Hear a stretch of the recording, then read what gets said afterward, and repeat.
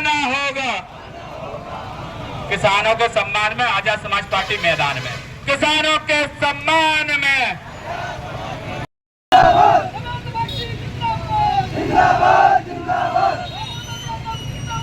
मंडी से संचालन कौन करेगा? लोकल से माइक ले लेना।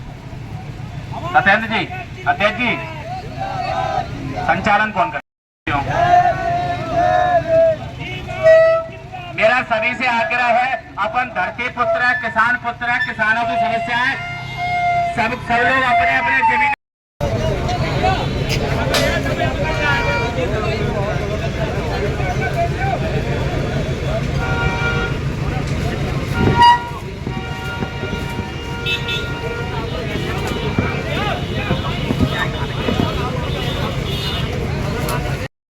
सभी साथियों, क्रांतिकारी जय भीम। आवाज नहीं आई। और बड़े भाई आजाद समाज पार्टी के पूर्व प्रत्याशी दामोदर यादव जी भी आ चुके हैं और उनके साथ सभी एक एक कार्यकर्ताओं को मेरी तरफ से क्रांतिकारी जय भीम, नमोदय। साथियों, आज यहाँ आने का कारण ये है कि यहाँ भिंड कलेक्टर जातवादी मानसिकता के विचार रखते हुए उन्होंने हमारे किसान भाइयों की जमीन हड़पने का काम किया, क्योंकि जो राजनीतिक संरक्षण के प्राप्त लोगों ने हमारी 2000 बीघा जमीन हमारे गरीब भाइयों का, उसमें कहीं न कहीं भिंड कलेक्टर महोदय का अगर संरक्षण कहें या उसमें लेन देन कहें, क्योंकि भिंड कलेक्टर साहब 2 साल से बराबर कंटिन्यू कहीं न कहीं गरीब शोषित लोगों का जितना अन्य अत्याचार उन पर हो रहा है और कहीं न कहीं बीजेपी सरकार के इशारों पर जिस तरीके से वो कर रहे हैं उसमें कोई कसर नहीं है। क्योंकि आज हमारे एक भी कार्यकर्ता जिस तरीके से सौरभ त्रिवेदी और अनिल भैया और विद्रोही जी माननीय कलेक्टर महोदय जी से मिलने आए तो उन्होंने बीजेपी सरकार की चापलूता करते हुए हमारे प्रदेश अध्यक्ष जी और सौरभ त्रिवेदी जी के और भीम आर्मी के जिला अध्यक्ष राहुल बरैया के नेतृत्व में उन्होंने यहाँ ज्ञापन फेंकने का काम किया। तो ऐसे कलेक्टर को रहना ठीक है या नहीं? साथियों, तो भारत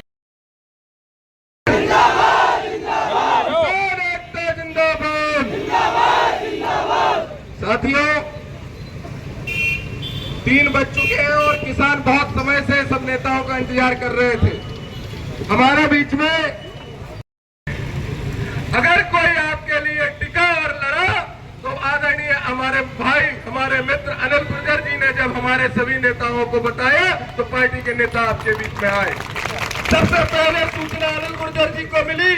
अनिल गुर्जर जी ने हम सबको बुलाया, मैं आया, प्रदेश अध्यक्ष आए, रामप्रीत जी आए, हमारे महासचिव जी, आप लोगों के बीच में बैठे और उस दिन आश्वासन देके गए थे कि आपकी लड़ाई अंत तक लड़ने का काम करेंगे। इसलिए वो क्रांतिकारी लोग बैठे हैं जो अपने शरीर के एक एक बूंद रक्त की बहा देंगे, लेकिन आप पर अन्याय नहीं होने देंगे। अब मैं सीधा आमंत्रित कर रहा हूं युवा मोर्चा के प्रदेश अध्यक्ष, आपके बीच के साथी, आपके हर सुख दुख में लड़ाई लड़ने वाले हमारे भाई अनिल गुर्जर जी को, कि अनिल गुर्जर जी आए और सब किसानों को संबोधित करें। लेकिन संबोधित तब करेंगे अब सब नेता जब सब बैठ जाओगे, जब तक नहीं बैठोगे नहीं करेंगे। चलो, जो है गांव के जो किसान है वो जाग चुके हैं। ले मिसाले चल पड़े हैं लोग मेरे गांव के, अब हमेरा जीत लेंगे लोग मेरे गांव के। कह रही है झोपड़ी पूछते हैं खेत भी, कह रही है झोपड़ी पूछते हैं खेत भी, अब तलक लुटते रहे लोग मेरे गांव के, लोग मेरे गांव के। बिन लड़े कुछ भी मिलता नहीं यहाँ, ये जानकर अब लड़ाई लड़ रहे लोग मेरे गांव के, लोग मेरे गांव के। कफन बांधे सिर पर हाथ में तलवार है, ढूंढने निकले हैं दुश्मन को लोग मेरे गांव के, लोग मेरे गांव के। हर रुकावट चूक थी है हर रुकावट चीखती है ठोकरों की मार से, हर रुकावट चीखती है ठोकरों की मार से। बेड़ियां खनका रहे हैं लोग मेरे गांव के, लोग मेरे गांव के। देख रहे हैं तो ये लड़ाई किसी वर्ग विशेष की नहीं, इस देश के अन्नदाता की लड़ाई है। और इस देश के अन्नदाता की लड़ाई को इस देश का हर नागरिक लड़ने का प्रयास करेगा। कलेक्टर महोदय, आपके घर में 2 दिन की रोटी बनती है, और इस किसान अपनी खून पसीने की कमाई से जो अन्न उगाता है, उस अन्न से आपके घर में रोटी बनती है। और आज आप इन किसानों के साथ अन्याय करने पर उतारू हैं। मैं केवल अपनी 2 ही शब्दों में बात को खत्म करूंगा। गरीब को न सताइए, जाकी मोटी है और मरी चाम की श्वास से लोह भस्म हो जाए। कलेक्टर साहब, आप होश में आ जाइए। इन किसानों के साथ अगर अन्याय करोगे तो आप ना कलेक्टर के पद पर रहोगे, और इसका दंड आपको ईश्वर भी देगा।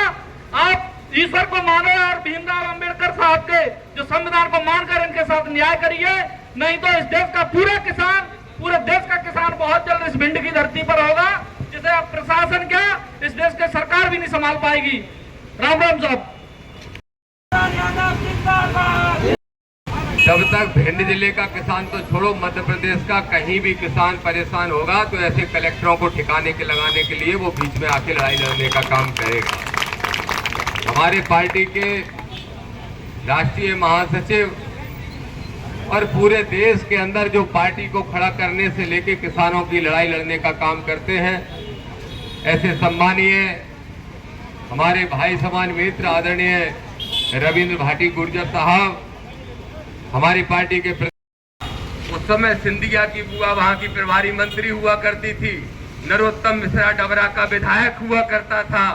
सारे के सारे लोग आ गए, कलेक्टर एसपी को 2 घंटे ऐसी धूप में खड़ा रखा, और तब से लेके आज तक 20 साल हो गए गुड़ के रेसर हर किसान के चल रहे हैं। इसलिए हिम्मत मत हारना, तुम सिर्फ साथ देने का काम करना। हमारा एक एक सिपाही लड़ाई लड़ेगा और आपकी लड़ाई को जीत के दिखा। देश का किसान जिंदाबाद रहेगा तो देश पूरा जिंदाबाद रहेगा। यदि इस देश का जवान जिंदाबाद रहेगा तो तब देश जिंदाबाद रहेगा।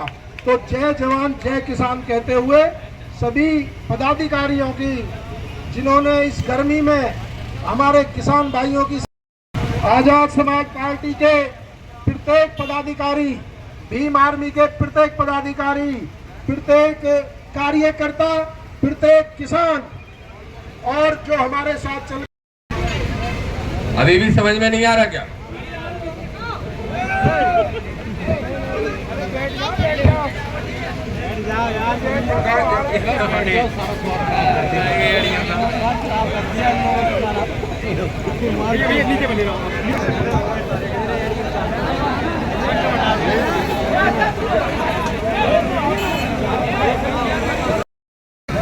अरे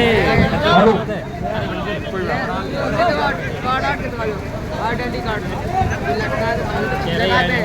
पहचान में ना हो, पहचान से सब कुछ होता है।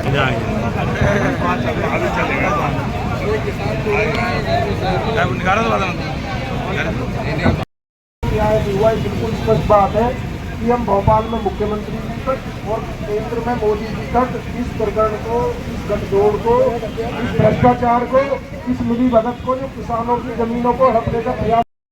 और हम लोग के आए हैं, हम चाहते हैं सबसे पहले 3 मांगे हैं। पहली मांग तो यह है कि वो जो जमीन है वो किसानों को वापस दी जाए, उसकी तत्काल जांच आपको शुरू करना चाहिए। वहाँ जो अभी वर्तमान में काम चल रहा है, 20-20 की चल रही है, उनको तत्काल प्रभाव से उसको रुकवा देना चाहिए, इसके बावजूद भी चलेगी। इस मुद्दे पर जैसा कि भाटी जी ने बताया, मैंने भी कहा कि अगर 7 दिन में इसमें आपकी कार्यवाही से हम लोग संतुष्ट होते हैं तो ठीक है, नहीं तो इसी मुद्दे पर मैं मुख्यमंत्री जी को स्वयं घेरने के लिए हम लोग जाएंगे, आंदोलन भोपाल में करेंगे। हमारे नेता सांसद है, संसद के अंदर बैठते हैं आदरणीय चंद्रशेखर जी, वो संसद के अंदर आवाज उठाएंगे, लेकिन हम लोग ये लड़ाई पूरी ताकत से लड़ेंगे। किसी भी कीमत पे हमारी पार्टी के लोगों को और किसानों को कमजोर ना समझाए, और आपसे उम्मीद करते हैं कि आप सरकार प्रभाव से कार्रवाई करेंगे। आवेदन को फेंक देना, बदतमीजी से बात करना, अटेंड ना करना, ऐसे अधिकारी अब लोकतंत्र में बिल्कुल बर्दाश्त नहीं है। अब जो राजाओं का राज नहीं है, जनता का राज है। एक तो ये आपसे अनुरोध है।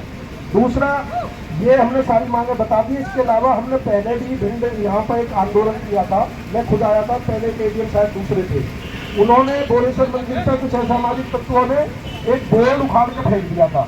तो यहीं पे मीटिंग में, आंदोलन में पुरातत्व के अधिकारी बुलाए थे डीएम साहब ने, और वो बोर्ड उसी दिन लगवा दिया था बोरेश्वर मंदिर में। उसके बाद वो पुनः किसी ऐसा ने फिर उखाड़ के भेज दिया। हर चीज के लिए एडीएम साहब आंदोलन नहीं होते। आप हमारे भाई हैं, आप सब जनता के लिए हैं। यदि कोई जेन्युइन समस्या आपके पास आती है तो सब में भीड़ इकट्ठा करने की थोड़ी है।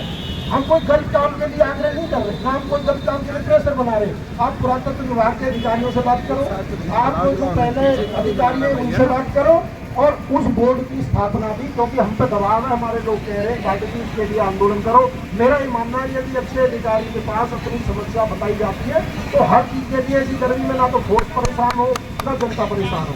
उस बोर्ड की स्थापना भी आप लोग कुछ दिनों में, 5 दिन में, 10 दिन में उसे करा दें, ताकि महापुरुषों का सम्मान भी सुरक्षित हो।